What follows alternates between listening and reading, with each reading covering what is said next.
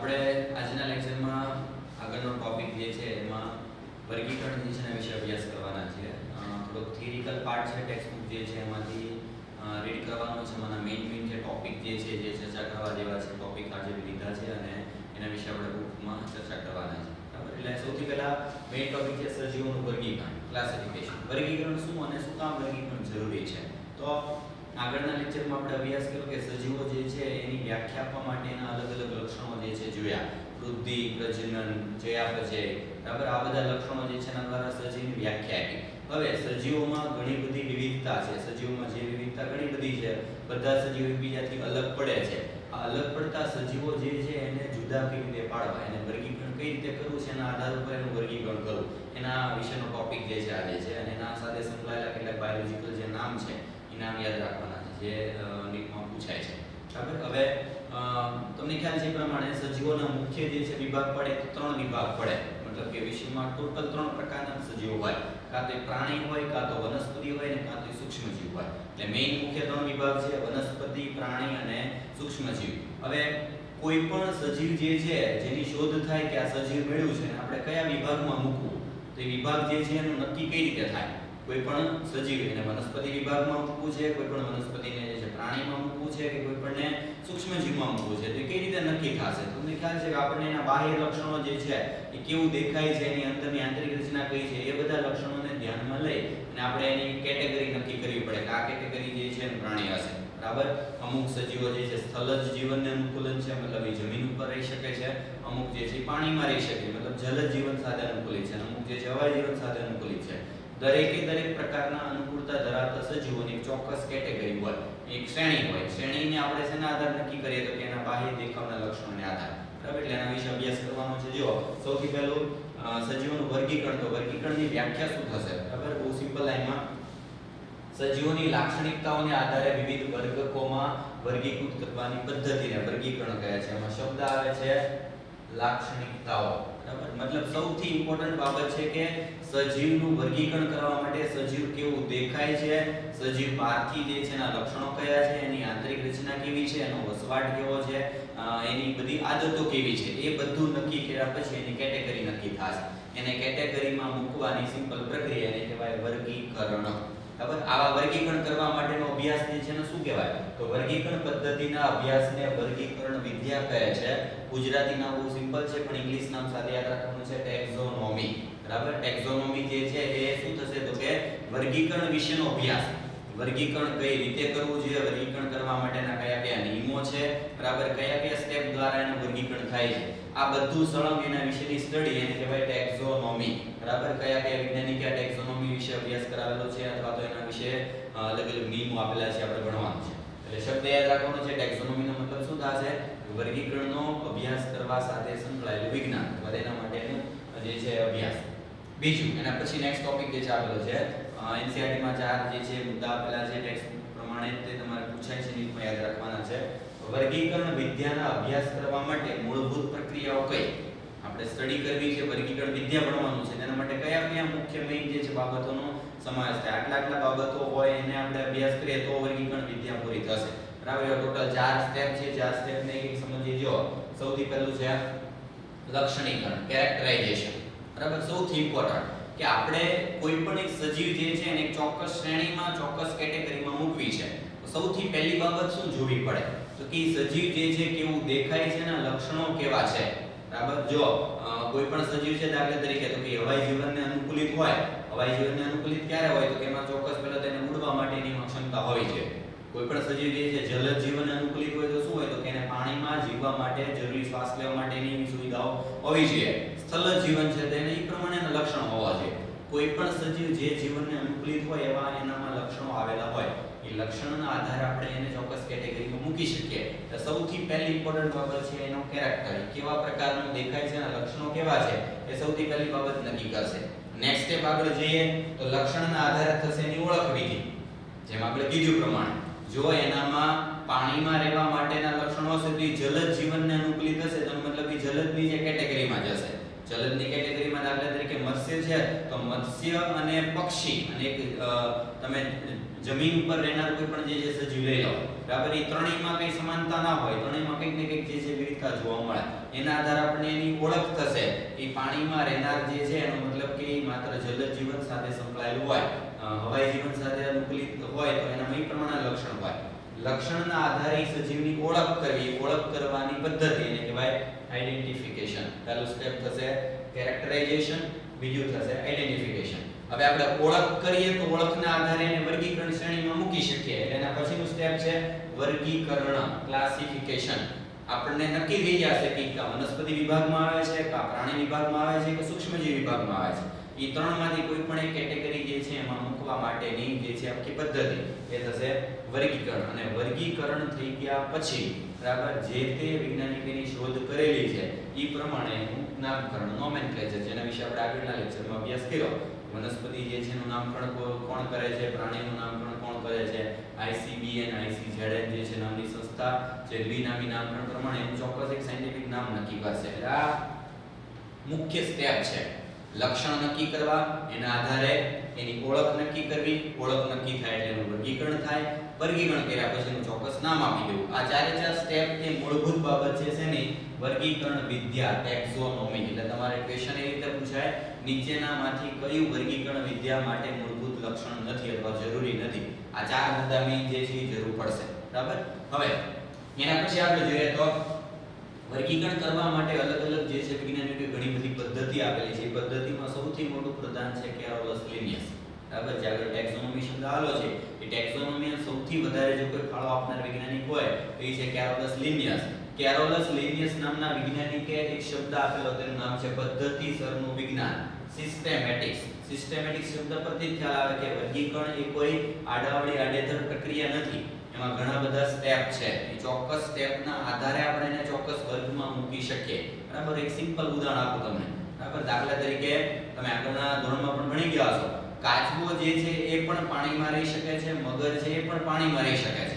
તો કાચબો અને મગર જે છે, બ્લુ વ્હેલ માછલી જે છે પણ પાણીમાં રહે છે.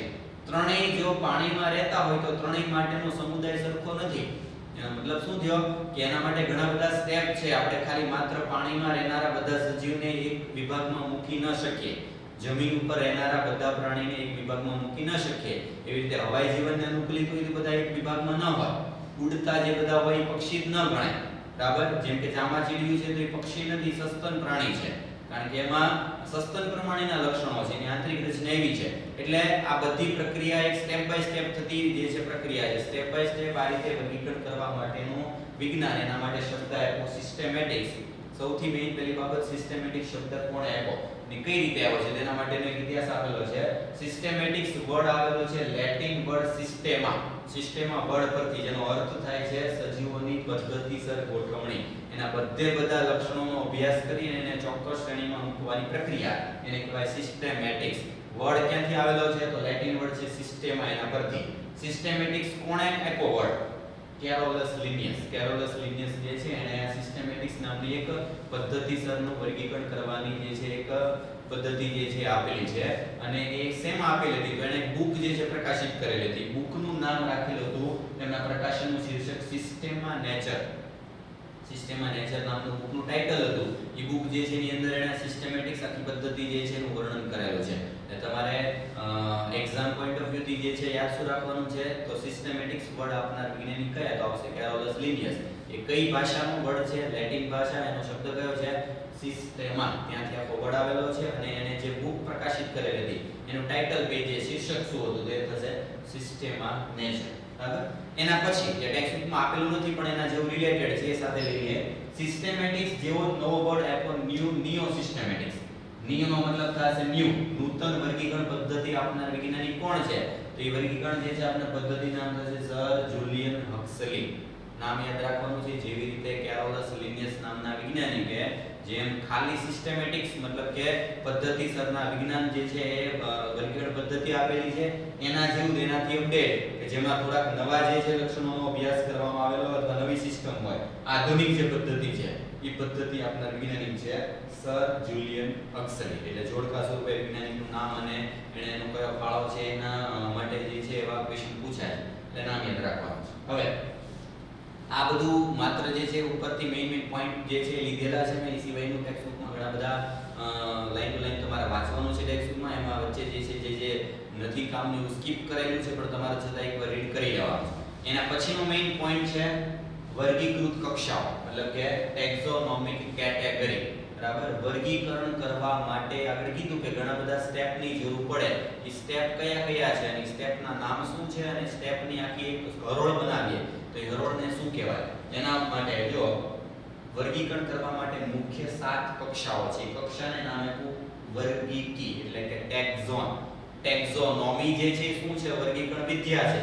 વર્ગીકરણ વિદ્યા કરવા માટે નાનું સ્ટેપ, એક સ્ટેપ એને નામ ટેક્ઝોન એટલે કે વર્ગીકી. વર્ગીકી, વર્ગક આ બધું એક જ છે. સાદી ભાષામાં શું થશે? આપણે ઘણા બધા સ્ટેપ દ્વારા વર્ગીકરણ કરતા હોય તો એક એનું સ્ટેપ એ કહેવાય વર્ગીકી, ટેક્ઝોન. જે ગોઠવાય અને એક શ્રેણી બનાવે, આ શ્રેણીનું નામ છે વર્ગીકૃત શ્રેણી અથવા વર્ગીકરણ માટેની શ્રેણી. હવે બહુ ટૂંકમાં પહેલા અત્યારે યાદ રાખવાનું છે કે આ વર્ગીકરણ કરવા માટે સજીવો જે છે એના અલગ અલગ 7 સ્ટેપમાંથી પસાર થવું પડે. એ 7 સ્ટેપ કયા છે? સ્ટેપ ક્રમમાં યાદ રાખવાના છે. મેઇન મુખ્ય 7 સ્ટેપ છે. જો જે ક્રમમાં દર્શાવ્યા છે. સૌથી પહેલું છે જાતિ, પ્રજાતિ, કુળ, ગોત્ર, વર્ગ, સમુદાય અને સૃષ્ટિ. આ 7 એક સ્ટેપ છે. 7 સ્ટેપ પ્રમાણે જે છે દરેકે દરેક સજીવોનું વર્ગીકરણ થતું હોય.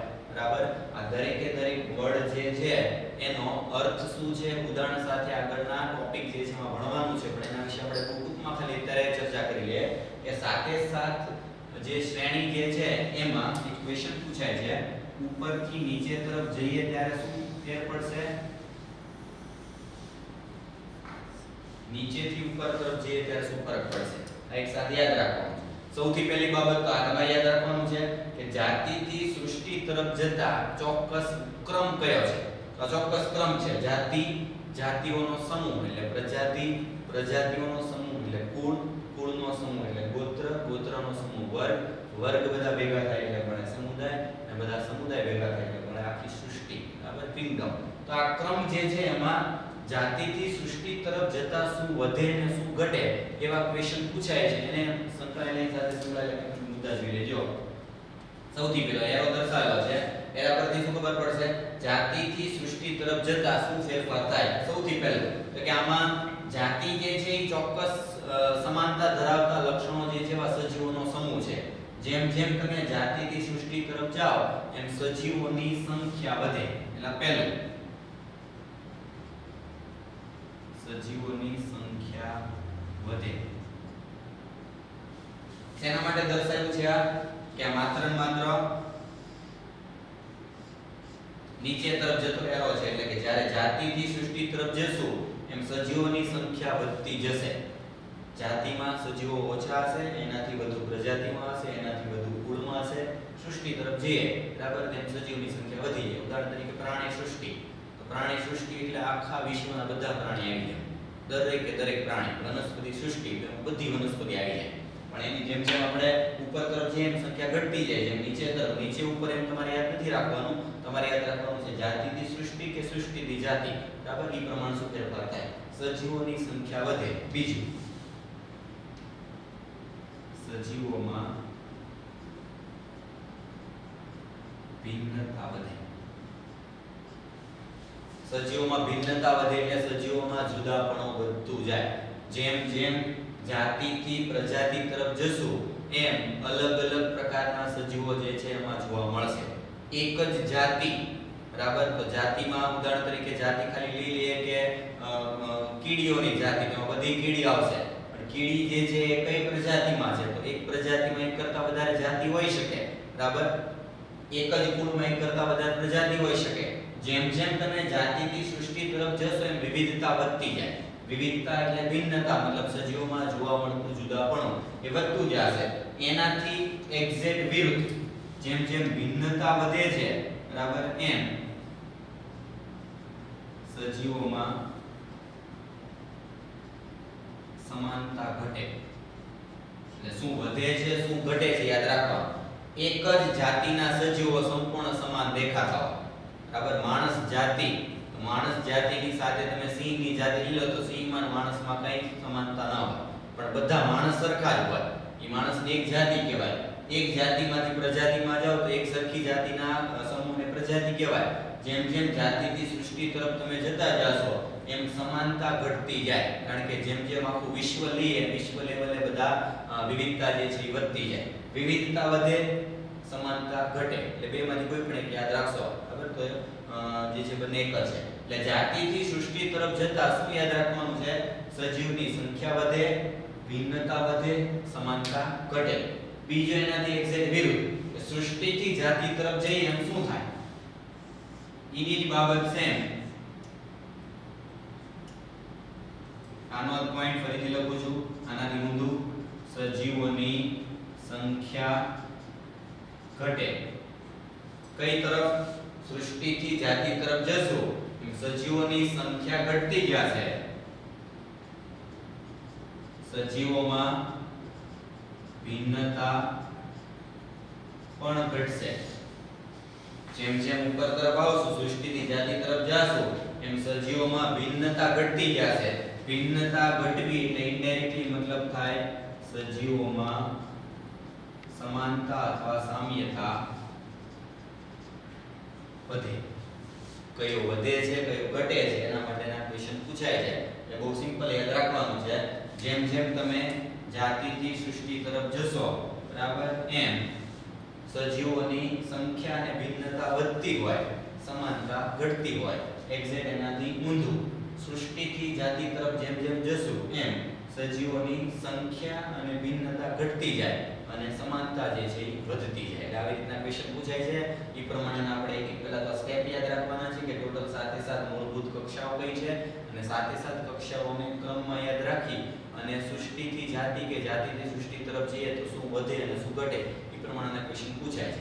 આપણે આ એક એક વિભાગની ડિટેલમાં ભણવાના છે. આ ચેપ્ટર જે છે આપણને પૂછેનો ટોપિક આ છે કે જાતિ શું કહેવાય, પ્રજાતિ શું કહેવાય, કુળ શું કહેવાય, એના ઉદાહરણ શું છે. ઉદાહરણ સાથે આપણે એક એક ટોપિક જે છે ને આગળ ચર્ચા કરશું. બરાબર? અત્યાર સુધી જે બોર્ડ વર્કમાં લખાયેલું છે બોર્ડ જે છે આખું લખી લેવાનું છે અને ટેક્સ્ટ બુકમાં આ ટોપિક આખો જે છે રીડ કરી લેવાનો છે, કારણ કે એમાં અમુક ક્વેશ્ચન આપેલા છે અને અમુક જે છે એક્સ્ટ્રા માહિતી બધી આપેલી છે તમારે ખાલી જોઈ લેવાની છે. મેઇન જે મુખ્ય મુદ્દા મહત્વના છે આપણે આમાં બોર્ડમાં લખેલા છે. એટલે આ બોર્ડ વર્ક આખું લખી લેવાનું છે અને પછી તમારે ટેક્સ્ટ બુક જે છે એમાંથી રીડ કરી લેવાનું છે. એટલે તમે સ્ક્રીનશોટ પાડવા માટે અત્યારે હું રાખું છું આખું બોર્ડ જે છે એ વિડીયોમાં સ્ટોપ થોડીક વાર રાખીશ એટલે એ પ્રમાણે સ્ક્રીનશોટ લઈને તમે આખું લખી નાખજો. બાકી આપણે નેક્સ્ટ લેક્ચરમાં જોઈશું.